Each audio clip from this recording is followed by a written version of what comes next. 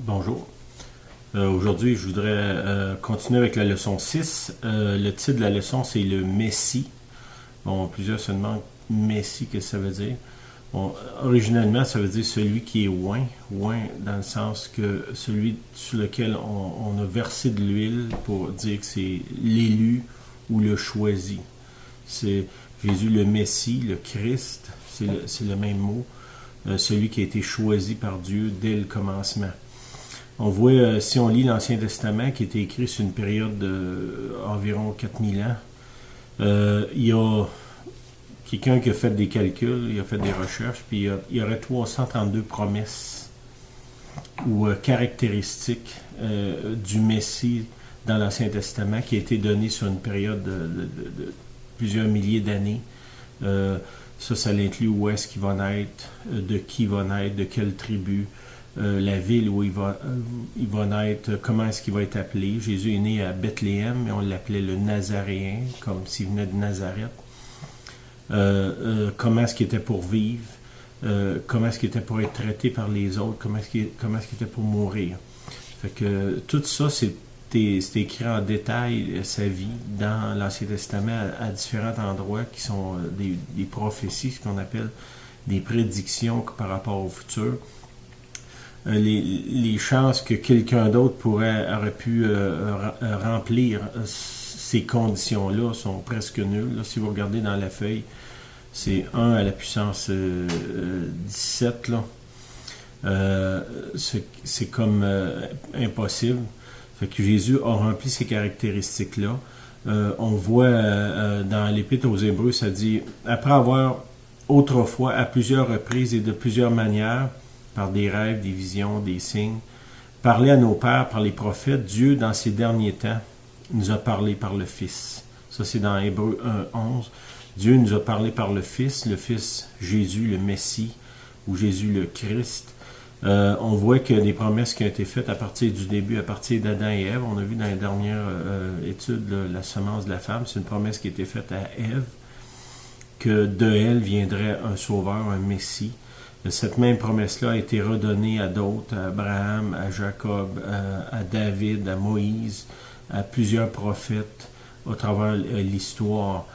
Puis même si on fouille dans l'Ancien Testament, on voit plein de détails par rapport à la vie de Jésus, des détails très précis qui annoncent comment, je dirais, ses caractéristiques, comment est-ce que Jésus était pour être.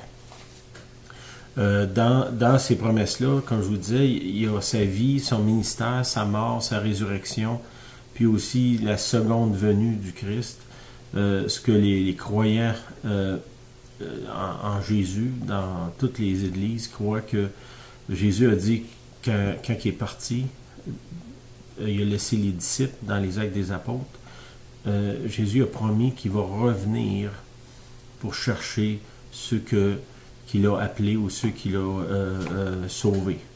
Ça, c'est une des promesses, puis on voit cette promesse-là devient très fort quand il y a des temps difficiles sur la terre. Beaucoup de gens vont chercher des signes pour voir est-ce que c'est maintenant, est-ce que c'est maintenant. Puis, bon, plus qu'on approche de la fin, définitivement, plus qu'on approche de sa venue, sa seconde venue. Bon, ça, on va revenir là-dessus probablement dans une autre étude. Je veux rester sur l'idée du Messie, celui qui avait été appelé par Dieu. La naissance venant d'une vierge, ça avait été annoncé dans les prophètes, que Jésus serait un homme de douleur. Ce ne serait pas quelqu'un qui était pour être assis dans les palais à se faire servir, mais plutôt quelqu'un qui était pour être, nous autres on dirait un homme de terrain, qui était là pour marcher avec le peuple, être là où est-ce que les gens souffraient. C'est un peu ce qui nous appelle à faire. Le défi d'être chrétien, c'est pas de chercher, comment je dirais, la chaise d'honneur, mais plutôt de chercher qu'est-ce que je peux faire pour aider. Puis si vous voulez vraiment grandir dans le Seigneur, grandir dans la foi, c'est pas en cherchant une chaise ou une place ou un titre, mais c'est plutôt en cherchant l'œuvre ou le travail qui est là devant vous, qui doit être fait. Il y a trop de gens autour de nous là, que ce qu'ils cherchent, c'est juste une position. La vie chrétienne, c'est pas une position, c'est une marche, c'est une façon de vivre.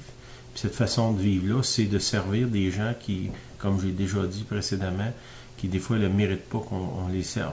Mais c'est ce que Dieu nous demande, puis il nous a donné l'exemple.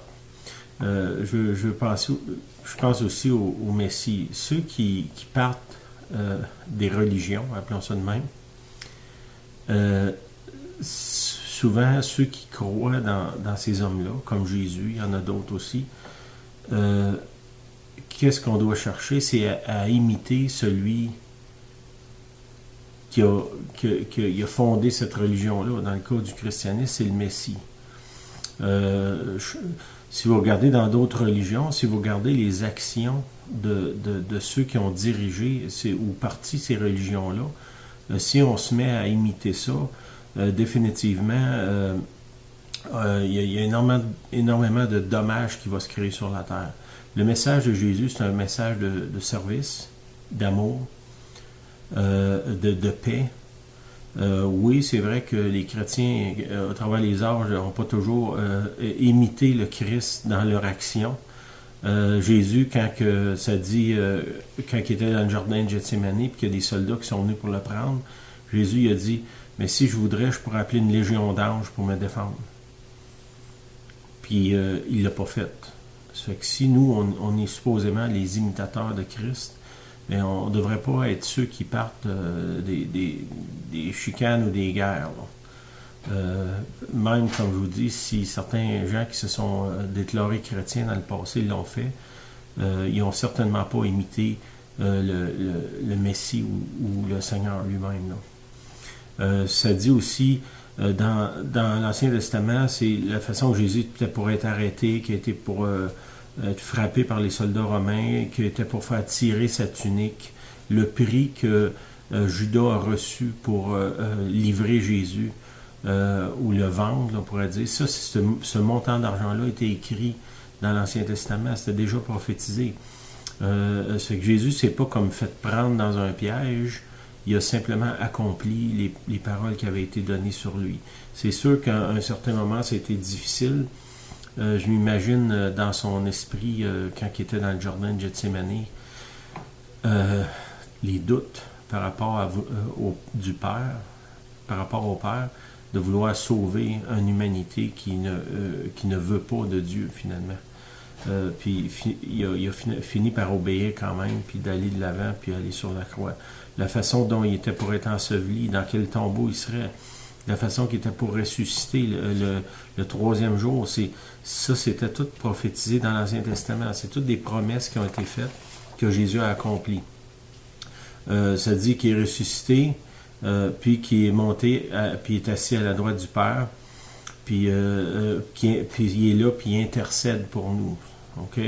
Je vous ai dit dans une leçon précédente que Jésus, c'était un avocat qui est là, qui prend notre cause, qui plaide notre cause devant le Père, mais ça, c'est une des choses. Quand Jésus est ressuscité, il monte au ciel, puis ça dit qu'il intercède pour toujours en notre égard. Et c'est sûr qu'il regardant le comportement de beaucoup de croyants, c'est sûr qu'il ne doit pas manquer d'ouvrage. Puis aussi, on pourrait dire que Jésus, c'est certainement celui qui plaide pour des causes désespérées. Mais il est devant le Père, puis le Père a un amour infini, puis une puissance infinie pour nous sortir des problèmes ou des péchés dans lesquels on s'est embarqué. Puis je veux terminer avec une question qui est dans la conclusion. Quand, à un moment donné, Jésus son ministère commençait à être plus connu, il a commencé à avoir une controverse. Ouais, c'est qui ce gars-là? C'est qui au juste le Messie? Les gens qui étaient en autorité à ce moment-là, ils avaient peur de se faire tasser. Ça fait qu'eux autres étaient beaucoup contre lui. Le peuple était partagé des miracles que Jésus faisait. Il ne savait pas trop. Puis Jésus se tourne vers ses disciples, en particulier les 12, qui eux autres avaient abandonné tout pour le suivre. Puis il dit, Jésus leur dit dans Matthieu 16-15, il dit, « Et vous, qui dites-vous que je suis? » Puis on pourrait dire que cette question-là résonne jusqu'à nous aujourd'hui. Puis on pourrait nous se demander, Et nous, c'est qui le Jésus pour nous? Puis la réponse de Pierre, ça dit, tu es le Christ, le Messie, le Fils du Dieu vivant. Ça, c'était la réponse. Puis Jésus répond en disant, c'est pas certainement pas la chair et le sang qui t'a révélé ça, mais c'est mon Père qui est dans les cieux. Puis je pense que ça a été un point tournant dans la vie de Pierre, puis aussi dans la vie des autres disciples. De voir même ces gens-là qui ont vu Jésus faire des miracles constamment à chaque jour, avaient encore un doute jusqu'à ce que Jésus s'adresse à eux puis leur dise, ben, vous, qui dites-vous que je suis? Puis je veux vous laisser avec cette question-là. Qui dites-vous que Jésus est? Puis si Jésus est vraiment le Fils de Dieu, selon votre déclaration, qu'est-ce que ça devrait changer dans votre vie?